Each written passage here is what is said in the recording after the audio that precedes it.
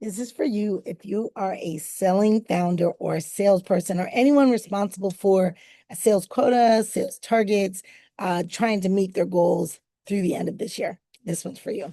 Okay, so 6 years ago, I posted on one of the other platforms to all of my nine people that liked it that I was launching soon. That memory came up today, and I really want to dive into it because it was much more powerful than I had any idea. So I didn't have any website. I didn't have followers. I just had my own belief. I had my own belief that if I take this moment and put my thought, my understanding of what my life was going to be out in the universe, that all things would follow with some work, right? It doesn't just happen. But at the end of the day, a few weeks later, I ended up getting my first client. And my first client was a friend of mine, but she had a really significant problem. I won't get into it here, into a business problem that she was trying to solve. So she was problem identified. She was seeking a solution, even though we went through a lot of, I don't want to talk about it because she was really upset that she didn't know what to do. And then from there, she actually was able to attain budget from her company so that she could pay for my services to solve her problem. So, what I hope for you today is that you find problems to solve that are solvable by what you do, and that the person that you're working with has budget and or investment so that they can pay you for your services. All right, so just to give you a little background, I started off as the shyest girl in the room, like so shy, I wouldn't even ring the bell on the bus to get off the bus. I would just ride along to the next person's stop, get off with them, and walk back to my walk back to my destination. Most people kind of cringe when I say that, but it is true. That's what I did. And over time, I ended up getting into a sales position, probably because my father was in sales, made a good living, yada, yada, yada. But at the end of the day, I ended up getting into a sales position, and I couldn't even approach it the way most salespeople were approaching it because that wasn't part of my style or my natural flavor, the way I did things. So I approached it the only way I knew how, which was um, from a heart-centered position, with compassion and empathy for the person that had the problem that they were trying to solve. And I'm going to talk a little bit about my heart-centered framework that I use from day one. But at the end of the day, what I really learned at the core of everything is that sales is not about convincing or manipulating or even persuading sometimes. It's more about just helping the person with their own beliefs and their own trust about solving the problem. So that's why when you use the word trust and being trustworthy, we not like I had to trust myself, number one, but I also had to help the person that I was meeting with at any given time be able to trust me as well. And that's why in complex sales, B2B sales, and really in any sale, there are micro decisions that are made along the way, and they are teeny tiny decisions. Decisions as small as, am I going to pick up the phone? Right? If you're a buyer, am I gonna answer this call? Am I trust that when the person says, if I could take a few minutes of your time, that it will only be a few minutes? That when I take a meeting with someone and I schedule it for 30 minutes, can I trust that it will be 30 minutes, right? Sure, I know the person has their own scenario and they can of course say, hey, I have to go, I have a hard stop, whatever the case may be, but the goal is to be able to trust the person, the salesperson, the selling founder that you're engaged with so that you can grow the relationship. Just like for sellers, the goal is to be able to trust the buyer that says, we'll have an answer for you next week, we'll be in touch next week, you can call me in the second quarter, and they actually respond to you, or you can email or whatever, you're going to stay in touch with them. So it's a mutual exchange of trust to get to belief and understanding that the seller can solve the buyer's problem. And that's really the exchange. And then, of course, there's a transaction that happens, which has to do with financial transaction. Typically, sometimes it's beyond that, but typically there's a financial transaction that happens. And as the seller, it's up to you to decide if you're willing to accept what you've proposed. If they propose something less than what you've proposed, it's up to you to accept that and understand what changes do I need to make to get to a place where we're both whole. I think that's what we used to say. Okay, so I don't want to spend too much time there. Um, that shift in thinking took me literally from selling transactionally, which I wasn't great at, to selling over $25 million in relationship complex sales, B2B to Fortune 1000 companies, helping them solve problems that not only hit their internal teams, but also hit their external customers. And then every piece along the way. Okay, so here's what I see in 2025. I see the same problem. It's just a lot louder. Most selling founders think that sales, inconsistent sales, uncertainty around sales is the problem. It really is not. It is trust. It's your ability to trust yourself. It's your ability to trust and develop trust with buyers, and your ability to understand that when buyers tell you that there's no opportunity here, that you likely could find another buyer where there is an opportunity. All right, so I'm going to go into this. I'm going to look at my notes just a little bit, but most founders, again, they talk about sales problems, not understanding the science of sales, the art of sales, the nuances of sales. All of those things really can be taught. It's your ability to trust and develop trust that is critical, because when buyers don't trust you, they aren't willing to move with the momentum of the belief in the solution or how you're going to approach things, or that you have a team that actually can resolve their problem in a timely manner, or that they can introduce you into their organization and know that when it's all said and done, they're going to come out looking like what I call a rock star. They're going to be the hero of the story, things like that. Okay. So, okay, my notes just blew away. So it's just me and you now. All right. So at the end of the day, I'm going to introduce you to what I call my heart-centered framework.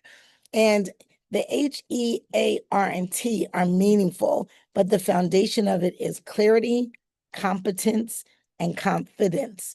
Okay. So the clarity piece is getting clear about your positioning, who you're calling on, and the messaging that you're using to actually have better, more productive, valuable conversations. That's number one. So let me just kind of say that one more time. It's getting clear on who you're calling on, the messaging that you're using, your communication out to the buyer group, and then understanding that you're in the right space, right? Understanding that you actually have what it takes to solve problems in the space. You're going to be saying the appropriate, I want to say the right things, the value appropriate things, to help them know that you understand the problems they're facing, the pain that it's causing, the impact that it's having. So there is, messaging around that so that they understand that you're the one. Okay. That's number one. Okay. The next one I said was competence. And it does flow to what I just said, but it's also you taking away what they're telling you and then translating it back to them in a solution. I think this is one of the things that B2B and B2C sellers miss, is that your ability to translate what has been told to you is highly critical. And when you're not able to do that, buyers think, well, this person doesn't really understand, or this person doesn't really work with people like me or solve problems like the one I have. And then finally, so we've done clarity, competence, and then it's confidence. Confidence comes when you're able to have a conversation when your notes blow away, or when you are able to know that you've solved these problems over and over and over again, and they're not brand new. You know that you're a problem solver. You know that you will identify a problem, take it on, and position it to have what I call quick win, big impact at the end of the day.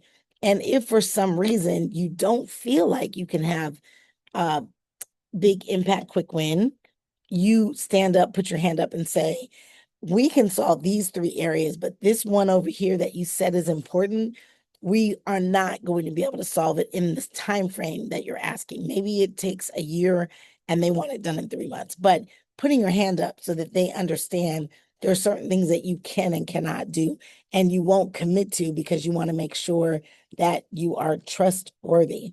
Okay. So, heart-centered framework, I'm going to give it to you. Okay. H, humanize and have a plan.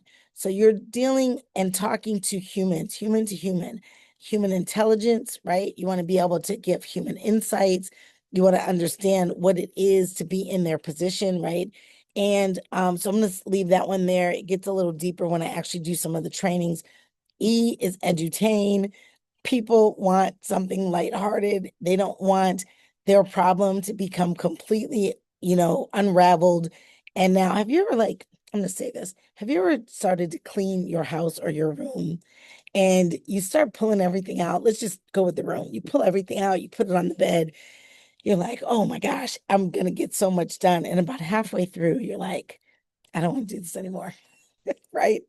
And you're like, I got all this stuff on my bed. I'm not even going to be able, we can't even get in the bed tonight. Everything's pulled out of the closet. You got things in corners. The room is a mess. And now you're like, this is too much. So you never want your buyer to feel like you've unraveled the problem that they're having, like taking everything out of the closet, put it on the bed. And now you're not able to repackage what it is they're doing or what it is they need into a solution that you could help with, that you could solve. Okay. So that's one example of edutain. Okay. You just want to be able to actually talk with them, help them know that you can help them believe that you can solve the problem without going so deep into it that you just have a huge mess that you are not able to reassemble into a solution. Okay, let's see. Educate. So the educate part is pretty, pretty self-explanatory as a part of that particular one. A, action. What actions are you going to take? Whether it be from a prospecting perspective, finding your ideal audience, using the right language, right? So what actions do we need to take to get you there? And then the R, results. Again, I go a lot deeper in the training, which I'm going to offer you an invitation to join me at the end of this. But I go deeper into the training into this. But R is for results, and you have to measure the results that you're getting, whether it be external with your client or internal with maybe some prospecting that you're doing. And then T, timing, timelines, and triggers. Timing is when someone says, I'm so glad you called.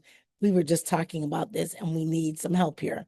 Timeline is when they say, yeah, we're going to need support or help in this area, but it won't be until the third quarter. It won't be until the first part of the year. It won't be until 3 years from now, whatever they say. And then the final piece is trigger. Trigger, I used to love because it was compliance oriented. And when an agency, whether it be a government agency, federal, state, city, county, whether it was an industry would say, this has to be done by a certain time of the year, this date, I would get lots of calls, business.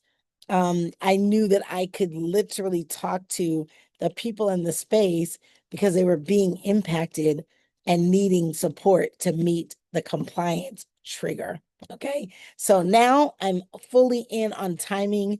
I think triggers are really hard to push hard on because a lot of times things change. Things just change. And one minute you think the date is this, and then it shifts by 3 months. And all of a sudden, so does your revenue base. Okay. So went through all of that. Heart-centered framework. We go a lot deeper in the training. I want to offer you an opportunity. I have 2 VIP days, only two. They are 6 hours. It is one-to-one training, not in a group.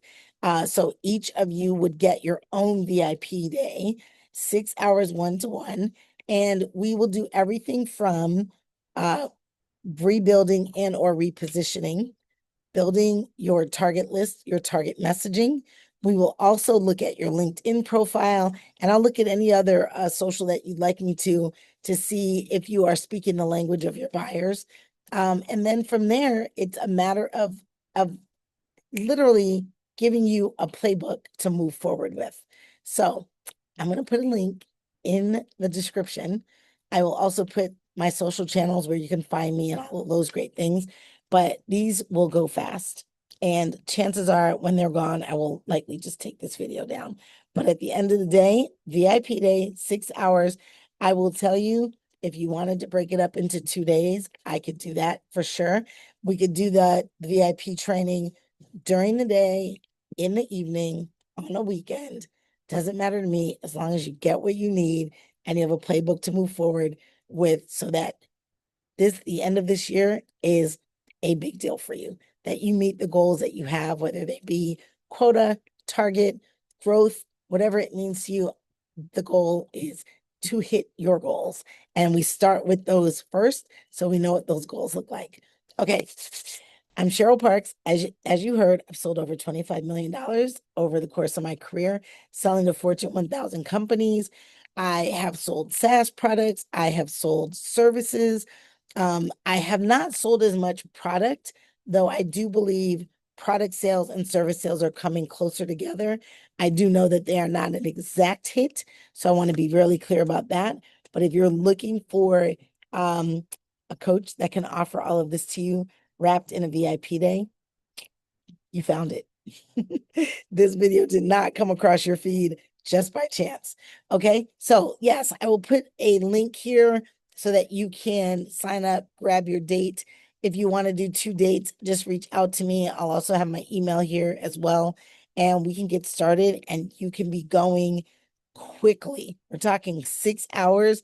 I can give it all to you and be sure that you understand what the assignment is. And you get a playbook. That's another thing. That's one of the most important things that my clients get. Okay. Thanks for listening, and I will see you soon.